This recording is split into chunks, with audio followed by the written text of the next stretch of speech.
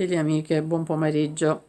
Approfitto di questa presentazione, di questa ultima creazione appena terminata, per rinnovarvi l'invito per la mia esposizione di sabato pomeriggio, giorno 16, e domenica mattina, giorno 17. Vi faccio vedere questa ultima creazione, nuvole d'argento, lana e lurex argento. Vi faccio vedere nel dettaglio. Una bellissima stola tutta in lana e filo argento con le sue balze uncinetto,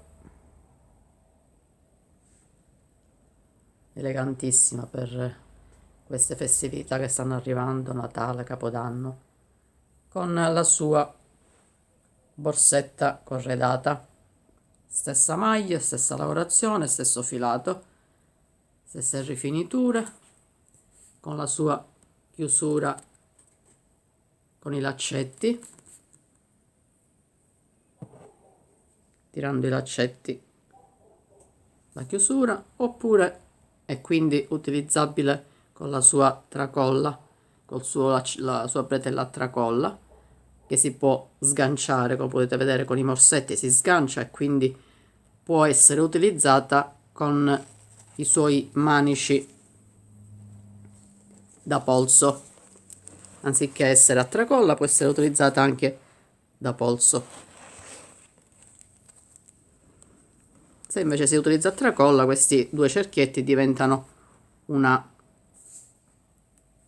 rifinitura estetica. Questa è la bretellina a tracollo. Una volta che la sganciate, diventa a tutti gli effetti una borsetta da polso.